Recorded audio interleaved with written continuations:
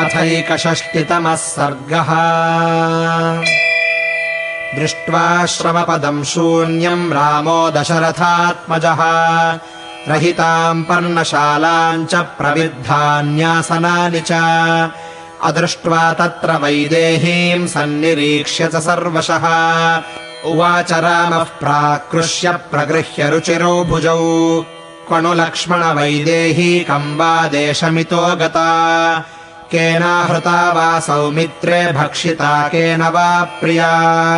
वृक्षेणावार्य यदि माम् सीते हसितुमिच्छसि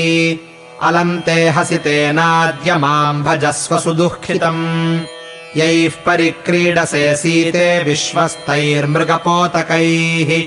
एते हीनास्त्वया सौम्ये ध्यायन्त्यस्राविलेक्षणाः सीतया रहितोऽहम् वै न हि जीवामि लक्ष्मण मृतम् शोकेन महता सीताहरणजेन माम् परलोके महाराजो नूनम् द्रक्ष्यति मे पिता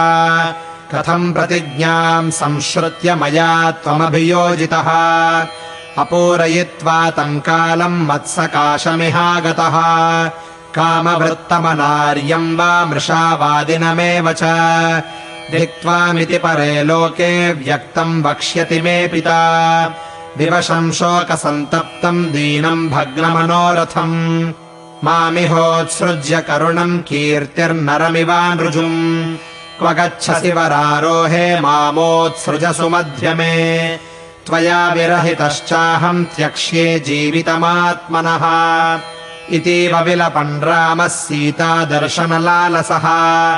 न ददर्श सुदुःखार्तो राघवो जनकात्मजा अनासादयमानम् तम् सीताम् शोकपरायणम् पङ्कमासाद्य विपुलम् सीदम् तमिव कुञ्जरम् लक्ष्मणो राममत्यर्थमुवाच हितकाम्यया मा विषादम् महाबुद्धे कुरु यत्नम् मया सह इदम् गिरिवरम् वीर बहुकन्दरशोभितम् प्रियकाननसञ्चारा वनोन्मत्ता च मैथिली सावनम् वा प्रविष्टा स्यान्नलिनीम् वा सुपुष्पिताम् सरितम् वापि सम्प्राप्ता मीनमञ्जुलसेविता वित्रासयितु कामा वा लीना स्यात् कानने क्वचित् जिज्ञासमाना वैदेही त्वाम् माम् च पुरुषर्षभा तस्याह्यन्वेषणे श्रीमन् क्षिप्रमेव यतावहे वनम् सर्वम् विचिनुवो यत्र सा जनकात्मजा मन्यसे यदि काकुत्स्थमास्म शोके मनः कृताः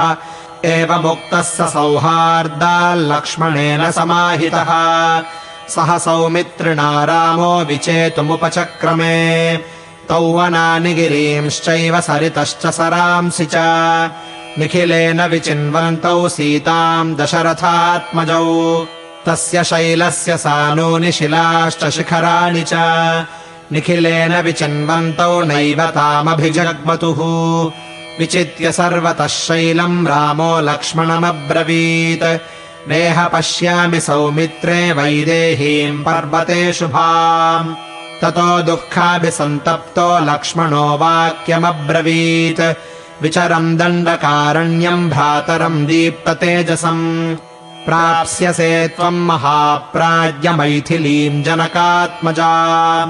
यथा विष्णुर्महाबाहुर्बलिम् बद्ध्वा महीमिमाम् एवमुक्तस्तु वीरेण लक्ष्मणेन स राघवः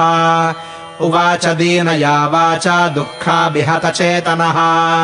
वनम् सुविचितम् सर्वम् पद्मिन्यः फुल्लपङ्कजाः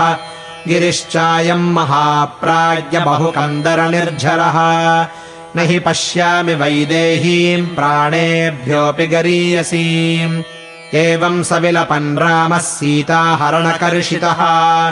दीनः शोकसमाविष्टो मुहूर्तम् विह्वलोऽभवत् स विह्वलितसर्वाङ्गो गतबुद्धिर्विचेतनः निशसादातुरो दीनो निःश्वस्याशीतमायतम् बहुशः स तु निःश्वस्य रामो राजीवलोचनः हा प्रियेति विचुक्रोश बहुशो बाष्पगद्गदः तम् सान्त्वयामास ततो लक्ष्मणः प्रियबान्धवम् बहुप्रकारम् शोकार्तः प्रश्रितः प्रश्रिताञ्जलिः अनादृत्य तु तद्वाक्यम् लक्ष्मणोष्ठपुटच्युतम् अपश्यंस्ताम् प्रियाम् सीताम् प्राक्रोशत्स पुनः पुनः। इत्यार्षे श्रीमद् रामायणे वाल्मीकीये आदिकाव्ये अरण्यकाण्डे 61तमः सर्गः।